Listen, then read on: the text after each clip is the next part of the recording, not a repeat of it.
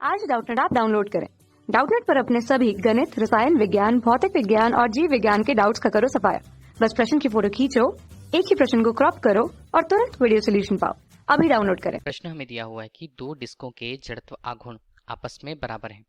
वे अपनी अपनी ज्यामितीय अक्ष जो इनके समतल के लंबवत होती है, डिस्क के केंद्र से होकर गुजरती है, जिसके परितः वह ओमेगा 1 तथा ओमेगा 2 कोणीय वेग से घूर्णन कर रही हैं। यह हमें बताया जा रहा है।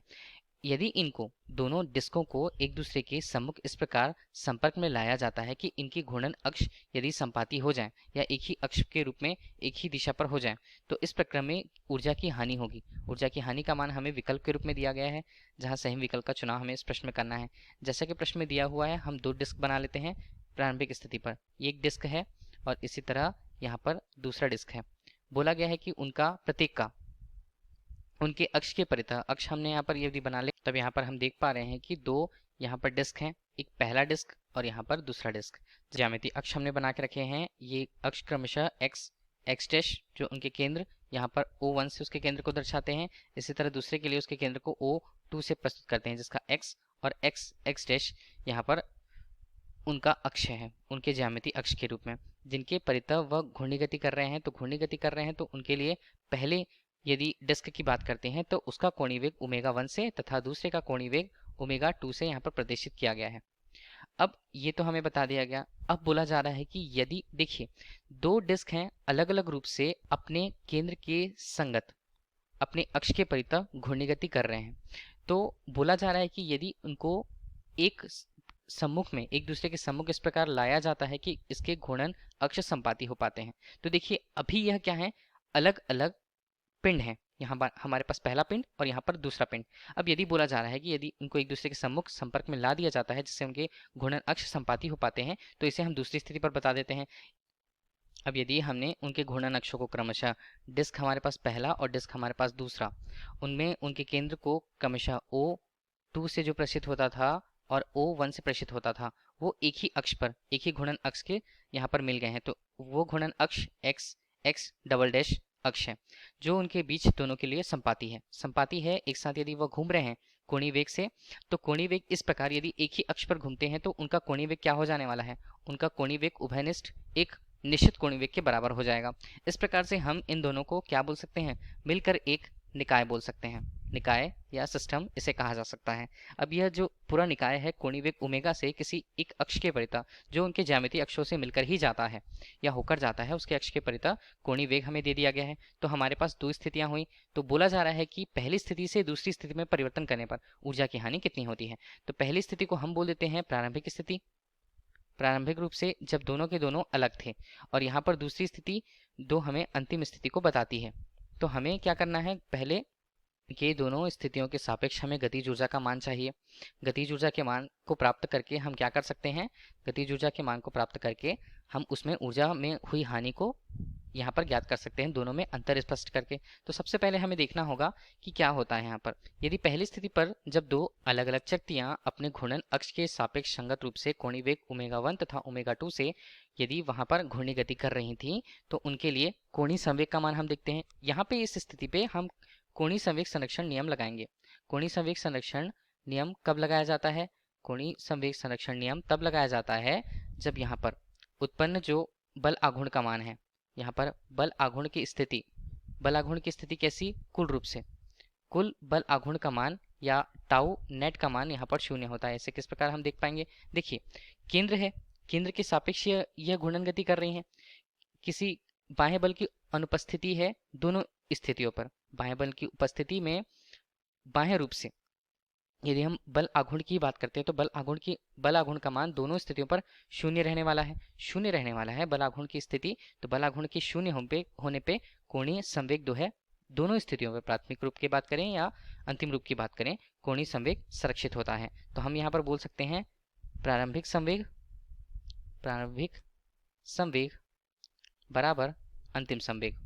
तो इन्हीं स्थितियों में सारे मानों को हम रखेंगे। देखिए प्रारंभिक संवेग क्या होगा, जब डिस्क यहाँ पर अलग अलग हैं तो उन्हें किस प्रकार लिखा जाएगा, उनके संवेग को हमने पहले के लिए, देखिए प्रश्नानुसार जो हमें दिया हुआ है कि दोनों के लिए जड़त्व आघूर्ण का मान I1 बराबर I2 का मान बराबर है। इस प्रकार हमने I1 और I2 को क्या ले लिया है, एक ही मान I के रूप में मान लिया है, जो दोनों के मान नियत हैं।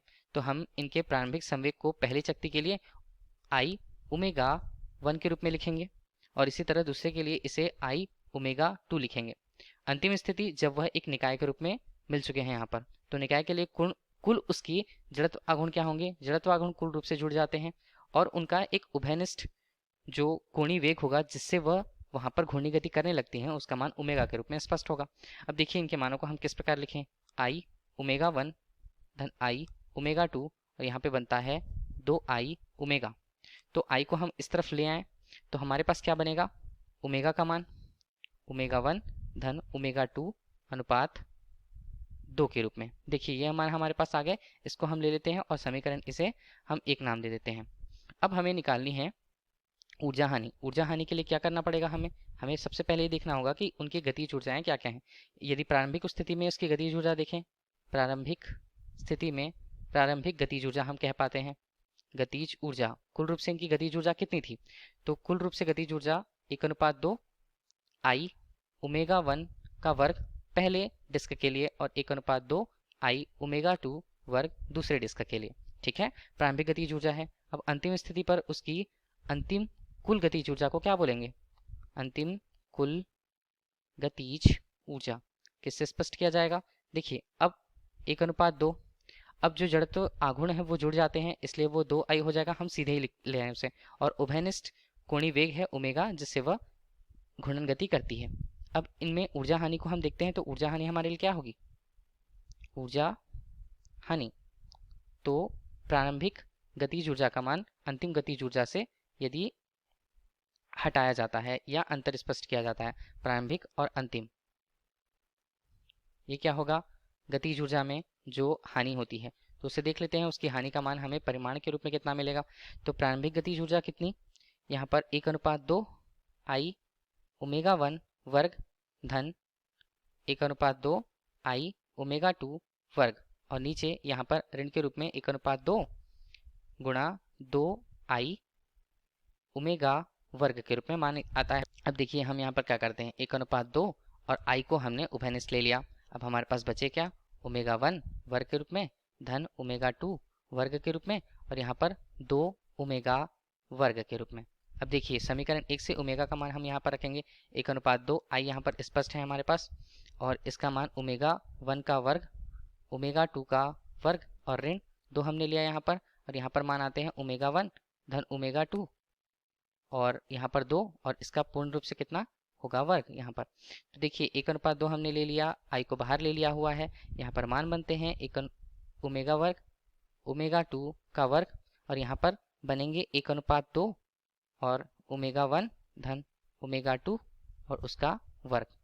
देखिए अब हम यहाँ पर क्या करते हैं, अब हमारे पास मान है 1:2 I और यहाँ पर ओमेगा 1 वर्ग धन ओमेगा 2 वर्ग के रूप में, यहाँ पर 1:2, अब हम सीधे ही मान रखते जा रहे हैं, ओमेगा 1 का वर्ग ऋण 1:2 ओमेगा 2 का वर्ग ऋण 1:2 गुणा 2 ओमेगा 1 ओमेगा 2। ठीक है, हमने एक साथ ही इसे लिख लिया। अब मान क्या क्या हमारे पास बचेंगे, 1:2 I, यहाँ पर देखिए इसे हल किया हमने इन दोनों को, तो हमारे पास बचते हैं 1:2 ओमेगा 1 का वर्ग धन 1:2 ओमेगा 2 का वर्ग, और यहाँ पर ऋण के रूप में हमारे पास बचता है ओमेगा 1 ओमेगा 2। अब एक काम किया हमने क्या किया, 1:2 यहाँ पर मौजूद था पहले से, I हमने लिया और यहाँ पर 2:2 का गुणा किया, 2 का गुणा किया और 2 का भाग भी किया। तो हम एक काम करते हैं 1:2 को यहीं बाहर पे ही रख लेते हैं, अंदर यदि 2 का गुणा हुआ तो ये ओमेगा 1 का वर्ग होगा, दूसरे में हुआ तो ओमेगा 2 का वर्ग होगा, और इसे क्या लिखा जाएगा, 2 ओमेगा 1 ओमेगा 2। ठीक है, हमने ये ले लिया। अब यहाँ पर मान बनते हैं 1:4 और I, और इसे हम क्या लिख सकते हैं, ओमेगा 1 ऋण ओमेगा 2 और इसका क्या होगा, इसका होगा वर्ग। तो देखिए ऊर्जा हानि हमें अंतिम रूप से कितनी मिलती है, ऊर्जा हानि का मान हमें कितना मिलता है, 1:4 I ओमेगा 1 ऋण ओमेगा 2 का वर्ग। इस प्रकार हमें अब मान प्राप्त हुआ। अब देखिए विकल्पों के रूप में यह मान हमें कहाँ दिए हुए हैं, कौन से विकल्प में दिया हुआ है, तो विकल्प के रूप में हम देखें तो 1:4 ओमेगा 1 ओमेगा 2 विकल्प बी के रूप में हमें मान सही प्राप्त होगा। यही ऊर्जा की हानि को स्पष्ट करता है। धन्यवाद। कक्षा 6वीं से 12वीं से लेकर नीट, IIT, JEE वो एडवांस के लेवल तक 1 करोड़ से ज्यादा छात्रों का भरोसा। आज ही डाउनलोड करें डाउटनेट ऐप या व्हाट्सएप करें अपने सारे डाउट्स 8400 400 400 पर।